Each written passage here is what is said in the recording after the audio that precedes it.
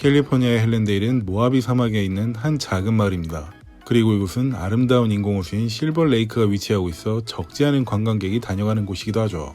2014년 당시 이 아름다운 마을에 살던 리모씨 부부는 서로 살아가는 모습으로 다른 사람들의 부러움을 사고 있었습니다. 그 부부는 남편인 38세의 로버트 리모씨와 33세의 세브리나 리모씨였죠. 그들은 대부분의 시간을 두 명의 자녀와 함께 실버레이크에서 보냈습니다. 하지만 다른 사람들이 모르는 이 부부만의 은밀한 비밀이 있었습니다. 그것은 오픈 릴레이션십이었죠. 굳이 한국말로 한다면 개방적인 관계인데 보통 부부간의 성관계뿐만 아니라 다른 이성과도 성관계를 서로 용인하는 그런 오픈마인드적인 관계를 일컫는 말이라고 보시면 됩니다. 아무리 이런 것들이 개방적인 미국이라 하더라도 결혼하고 아이들까지 있는 부부가 그런 행동을 하고 다닌다는 것은 조금 용납하기 힘든 게 현실이죠. 어쨌든 이 부부는 그랬습니다. 하지만 무분별한 상대방과 관계를 하거나 그러진 않았습니다.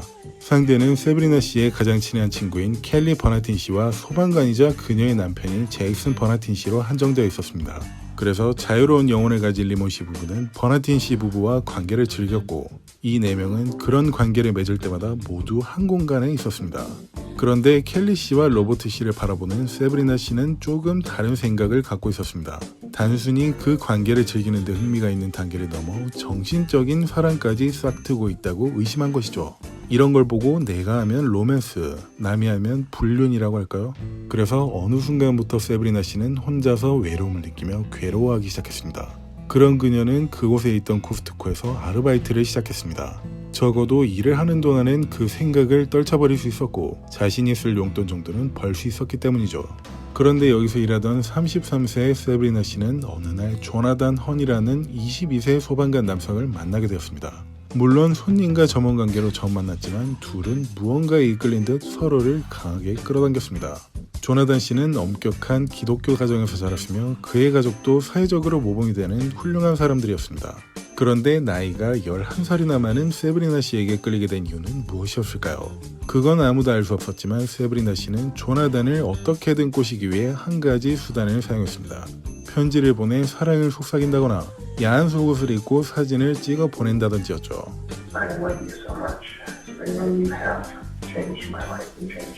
이 모든 행위는 남편인 로버트 씨에게 비밀인 채였습니다. 은밀한 연애는 몇 년 동안 아무에게도 들키지 않고 겉으로는 헌신적인 어머니이자 아내의 모습을 보여주며 계속해서 이어갔습니다. 흔히 말하는 내로남불의 대표적인 모습을 보여주며 살아가고 있던 세브리나 씨는 2014년 8월 17일 일요일 새벽 자고 있던 중 경찰을 통해 한 전화를 받았습니다. 밤늦은 시간에 전화드려 죄송합니다. 저는 컨 카운티 보안관서 로버트 메이어 형사라고 합니다. 혹시 로버트 씨의 아내분 되십니까? 네. 남편분께서 총에 맞아 사망한 채로 발견되어 연락드렸습니다. 남편이요?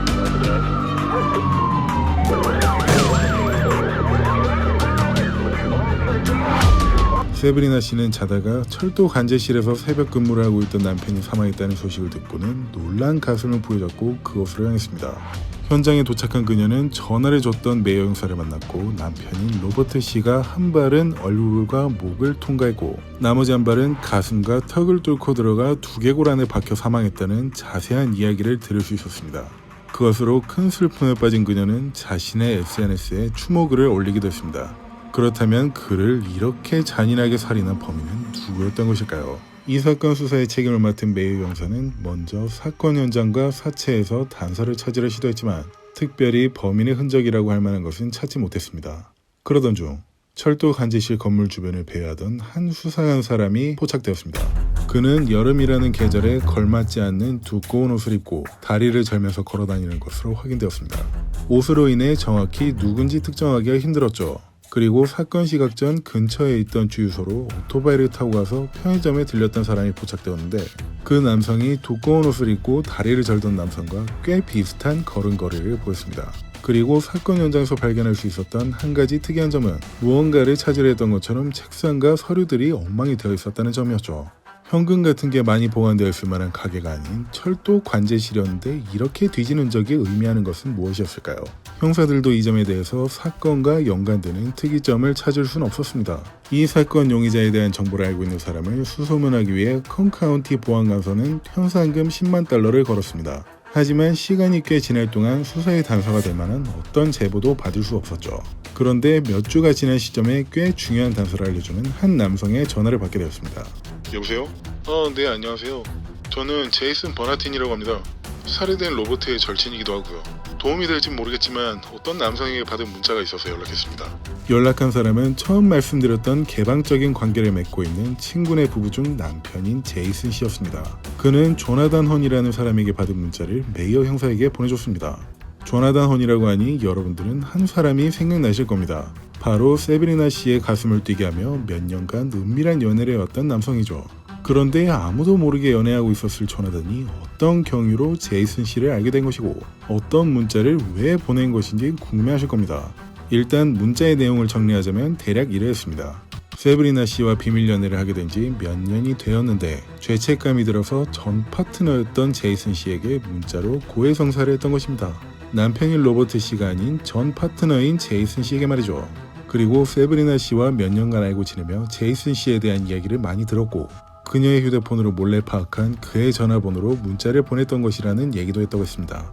메이어 형사는 이 문자와 그의 설명을 듣자마자 조나단에 대한 신상을 조사하기 시작했습니다. 그리고 자세한 사항을 파악할 수 있는 가장 좋은 방법은 세브리나 씨를 만나 그에 대해 물어보는 것이었죠. 그래서 그녀에게 찾아가 혹시 남편을 제외한 남자친구와 바람을 피우고 있었던 사실이 있는지를 물었으나 그녀는 절대적으로 부정하며 남편과 매우 잘 지내고 가정에 헌신했다는 증언을 했습니다. 거짓말을 한 것이죠. 무언가에 대해 거짓말을 한다는 것은 그 무언가를 숨기려 한다는 뜻이기도 하죠. 그래서 메이어 형사는 세브리나 씨를 주목하기 시작했고 조나단과 그녀를 놓고 로버트 씨의 살인 사건과 연관되는 단서를 찾아가기 시작했습니다. 그러던 중 형사는 그녀가 자신의 명의의 휴대폰을 제외하고 대포폰으로 사용하고 있는 다른 휴대폰이 있다는 것을 파악했습니다. 조나단과 그녀는 그 대포폰으로 몇 년간 연락하며 지냈기 때문에 아무에게도 들키지 않고 이어갈 수 있었던 것이었죠.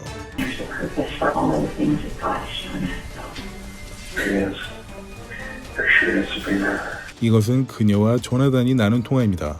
그 두 명이 매우 유력한 용의자로 판단되었기 때문에 다니엘 형사는 법원을 통해 조나단의 휴대폰을 24시간 동안 도청할 수 있는 승인을 받아냈고 그 도청 내용 중 일부를 들려드린 겁니다. 그런데 사랑을 나눈다기보단 교회에서 나눌 만한 그런 대화로 보였습니다. 하지만 얼마 지나지 않아 조나단은 그녀에게 이런 얘기를 합니다. There's a truck that's definitely keeping eyes on you. Really? Yeah, they both look like typical cops trying to pretend not to be cops. 그리고 이런 말도 합니다. Please help us, God. Please help us be wise. 그들은 자신들이 경찰에게 의심을 받고 있는 이 상황으로부터 주님께 도와달라는 기도를 하고 있었습니다. 어떤 의미에서 도움을 요청하는 것일까요? Help Sabrina to have the right words. 혹시 그녀가 경찰에게 자백이라도 하길 원하는 것일까요? 제가 초반에 말씀드렸듯 조나단은 훌륭한 기독교 집안에서 자랐고 모범적인 인생을 살아오다가 그녀를 만나면서 불륜을 저지르기 시작했고 마치 먹어선 안 될 선악과를 먹은 이브라도 된 것처럼 죄책감을 느꼈을 게 분명할 겁니다. 그 증거는 제이슨에게 보냈던 사과 문자에서도 엿볼 수 있었죠. 그리고 세브리나가 옳은 말을 하길 원하는 그의 기도에서도 이 죄책감에서 벗어나고 싶어 한다는 것을 볼 수 있습니다. 죄의식에 빠진 자신을 자책하는 것처럼 보이기도 하죠. God, this is what you. I guess you really do want me to be with them. 세브리나는 조금 다른 기도를 하는 것처럼 보이는군요. 그런데 다른 것은 다 제쳐놓더라도 남편이 잔인하게 살해되었는데 슬퍼할 겨를도 없이 조나단과 이렇게 노닥거리고 있다는 사실 자체만으로도 세브리나는 의심을 사고도 남았습니다. 그래서 형사들은 그들과 관련된 단서를 더 찾아내기 위해 그들의 집 주변을 수색하기 시작했습니다. 그러자 꽤 낯이 익은 것들을 찾아낼 수 있었죠. 그것은 주유소 CCTV에서 봤던 오토바이 타던 남성이 썼던 헬멧과 장갑과 동일한 제품이었고 쓰레기통에 버려져 있었습니다. 그래서 그가 소유하고 있던 차량을 조회해봤더니 CCTV에서 봤던 그 오토바이와 동일한 기종을 소유하고 있었던 것을 알 수 있었습니다. 그리고 혹시나 하는 마음에 그가 소유하고 있는 총기에 대해 조회를 해보니 로버트가 맞아 사망한 총알과 동일한 구경의 권총을 갖고 있었던 것을 알 수 있었죠. 이것들은 우연의 일치였을까요?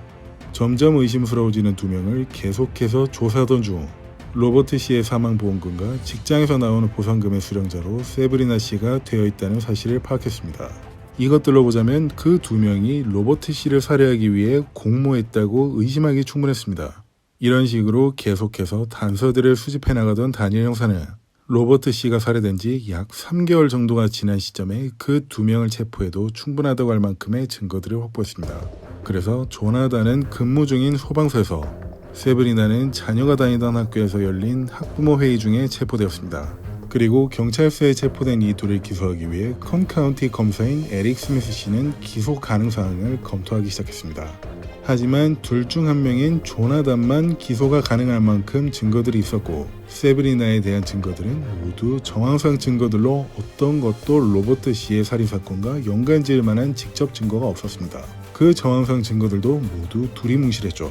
그래서 체포되었던 세브리나는 증거 불충분으로 경찰서에서 곧바로 풀려났으며 조나단만 기소되었습니다. 정황상으로 보자면 세브리나가 조나단을 꼬셔서 남편을 살해하고 막대한 사망보험금과 보상금을 취했다는 것이 분명한데 도저히 확실한 증거를 찾아낼 방법이 없어 보였습니다. 이렇게 해서 세브리나를 풀어준 뒤 에릭 검사는 조나단과 자리했습니다. 그런 뒤 조나단에게 한 가지 제안을 했죠. 만약 모든 죄를 인정하고 세브리나가 이 사건에 연루되어 있다는 모든 증언을 법정에서 해준다면 1급 살인죄로 사형이나 무기징역이 나올 수도 있는 이 사건을 절반 이상 줄여주겠다고 말이죠. 하지만 처음에 그는 모든 혐의를 부정했습니다. 그렇지만 잠도 자지 않고 쉬지 않는 강도 높은 신문을 진행한 결과 그의 입에서 한마디 말이 나왔습니다. 미안해. 사랑해, 세브리나. 그리고 이어서 자신이 로버트를 그날 살인한 사람이라는 자백을 했습니다.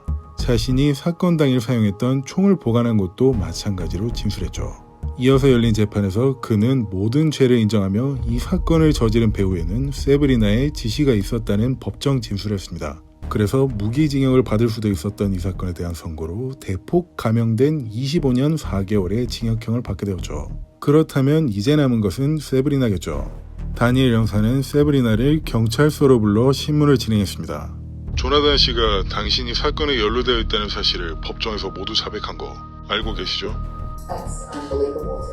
Like, I seriously feel like there's no way that he'd be capable of that. Jonathan's gonna tell me that you started all this and you talked him into it. Well, that wouldn't be true. Robert is dead because of you. Make no mistakes about that. That is something that you're going to have to live with for the rest of your life. It's time to get off the pot. If you don't have anything for us, I think we need to get you to jail. You're under arrest for conspiracy to commit murder. 전체 신문 내용을 간단히 정리하자면 이러했습니다. 그녀는 조나단이 남편을 죽였을 리 없다면서 이미 법정 자백까지 한 내용을 부정했습니다. 마지막까지 계속해서 부정했지만 확실한 증인이자 애인인 조나단이 모든 내용을 자백했기 때문에 풀려나지 못하고 체포 및 기소되었습니다. 그리고 마침내 로버트 씨가 사망한 지 3년 만에 세브리나의 재판이 열렸습니다. 원고 측의 핵심 증인으로는 여러분들도 당연히 알고 계시는 것처럼 조나단이 참석했습니다. She asked me how I thought would be best, and we discussed car accident and fire, and quickly skipped over those and arrived at poisoning. 처음 이들은 로버트 씨를 살해하기 위해 그 방법에 대해 의논하던 중 결국 비소로 독살을 하기로 결정했다고 했습니다. 옆 사진에서 조나단 집 근처의 쓰레기통에서 발견된 비소병을 볼 수가 있습니다. I experimented with that on a neighbor dog who had caused me considerable issues in the past and put it on some meat. 그리고 그 개가 짖는 소리는 더 이상 들어볼 수는 없었다고 했습니다. 이것으로 실험을 끝낸 이들은 로버트의 점심으로 만들어 놓은 푸딩에 비소를 넣어놓고 자신들은 데이트하러 나가 치킨을 뜯고 있었다고 했습니다. She called Robert. She had told him to not eat the pudding because I think she said that she told him the bananas had gone bad in it. 이렇게 했던 이유는 치킨을 뜯으면서 대화를 하다가 독살을 당해 사망했다는 사실이 밝혀지면 보험금이나 직장에서 보상금을 받을 수 없을 거라는 의견이 나왔기 때문이라고 했죠. 그래서 이들은 직장에서 일하다가 누군가에게 살해된 것으로 꾸미기로 했던 것입니다. 그렇게 되면 사망보험금은 물론 보상금까지 받을 수 있었기 때문이죠. 그리고 그 보험금은 30만 달러에 달했습니다. 세브리나 측 변호인은 그에게 이런 질문을 했습니다. You searched for how long for a life insurance policy to pay out. Is that correct? It appears to be, yes. 세브리나 측 변호사가 이 질문을 했던 이유는 자신의 의뢰인은 사망보험금을 노린 조나단에게 이용만 당한 것이다 라는 주장을 펼치기 위해 했던 것이었습니다. 그래야 세브리나의 죄가 훨씬 가벼워지거나 혹은 무죄를 이끌어낼 수도 있으니까요. 그리고 세브리나 측 변호사는 이런 주장을 했습니다. 단순히 로버트와 이혼을 하고 싶었을 뿐이었는데 조나단의 꼬임에 넘어가 살인에 공모하게 된 것일 뿐이다 라고요. 그래서 에릭 검사는 조나단에게 이런 질문을 했습니다. 피고 측 변호사가 한 주장에 따르자면 피고는 이혼만 하고 싶었을 뿐이었는데 왜 이혼을 하지 않고 당신과 비밀 연애를 이어갔던 것입니까? 살인을 계획하고 실행하는 것보다 이혼하는 게 훨씬 더 간단할 텐데요. 혹시 증인이 알고 있는 부분이 있습니까? Divorce was not something very appealing to her as an option. She expressed that he would honestly rather be dead than divorced. Losing her would essentially kill him.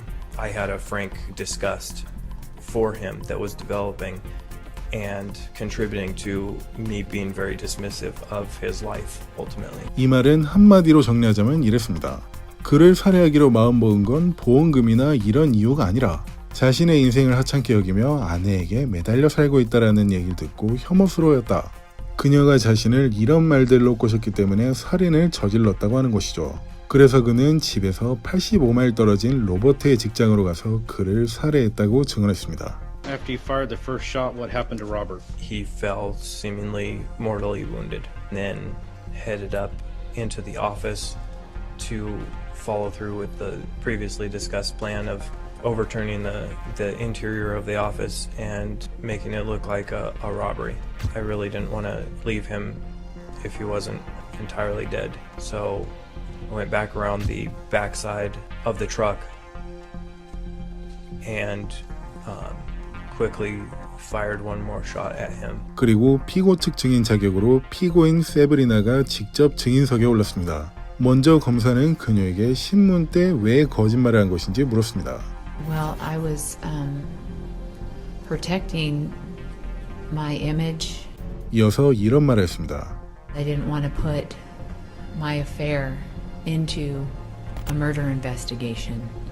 I never wanted to believe that Jonathan was the one that did this. 그리고 에릭 검사는 그녀에게 조나단이 작업 이후에 보냈던 문자에 쓰여진 성경 구절에 대해 물었습니다. Deliver me from the guilt of bloodshed, O God, you who are my God, my Savior. When you read that verse, what did you think? What my memory recalls, I remember Jonathan reading that Psalms 51 to me, and I don't think I was following along. I was distracted. 메이어 형사에게 남편이 죽었다는 연락을 들었던 상태라 정신이 없다고 했습니다. 그리고 에릭 검사는 이런 질문을 했습니다. 경찰이 피고의 집에 가서 CCTV에 찍힌 사진을 보여주며 이런 오토바이를 타고 다니며 조나단이라는 이름을 가진 사람을 알고 있냐고 물었을 때 남편이 알고 있는 2명의 조나단이라는 사람을 얘기했습니다. 피고는 왜 증인으로 참석한 당신의 애인인 조나단을 언급하지 않았던 겁니까? 그러자 세브리나의 변호인인 리차드 테리 변호사는 이렇게 반론했습니다. 제 의뢰인은 주의력 결핍 장애를 앓고 있었지만 약물 치료를 받은 적이 없습니다. 게다가 정확하게 남편이 알고 있는 2명의 조나단이라는 사람에 대해 설명하지도 못했습니다. 이 정신병으로 인해 그녀는 고등학교도 졸업하지 못했고 그래서 현재 학력은 중졸입니다. 아마 리차드 변호사의 주장은 이러이러한 이유로 당시 증언은 이 사건의 증거로서 채택될 수가 없다라는 맥락의 주장인 듯 보이는데 그렇다면 리차드 변호사가 증인으로 그녀를 증인석에 앉힌 이유는 무엇이었을까요? 당시 증언은 주의력 결핍 장애라서 효과가 없다고 해놓곤 이제 와선 증인이랍시고 증인석에 앉혀놓은 리차드 변호사는 이 부분을 해명해야 했습니다. 에릭 검사도 이 부분을 제대로 꼬집어 물었고 리차드 변호사는 이렇게 답했습니다. 제 의뢰인은 결백하기 때문입니다. 조나단은 피도 눈물도 없는 사이코패스 킬러입니다. 아마 배심원단 여러분은 이미 모든 것을 자백한 그 남성보다 제 의뢰인을 더 믿을 수 있을 겁니다. 왠지 자신이 파놓은 무덤에 본인이 관을 짜서 뛰어들어갔는데 흙을 뿌리자 몸부림을 치는 듯한 모습입니다.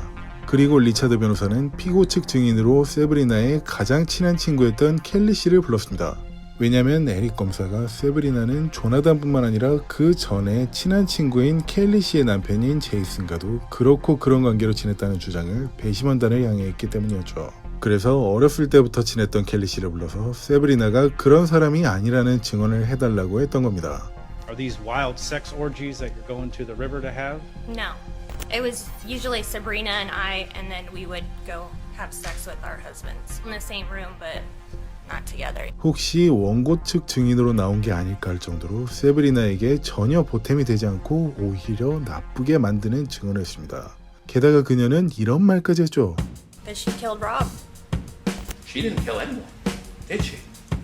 I believe she did. You believe she actually went and shot Rob? No, I believe she told Jonathan to shoot Rob. 이쯤 되니까 리차드 변호사는 세브리나를 완벽하게 감옥에 넣으려 나온 듯 보이기도 합니다. 아니면 변호사의 자질이 없는 것일까요?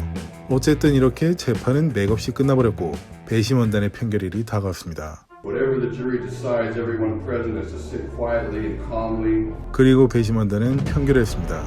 We the jury find the defendant, Sabrina Limon, guilty of a felony to wit, murder of Robert Limon as murder in the first degree. The crime was done with premeditation and deliberation. 혹시나 했지만 역시나 했습니다.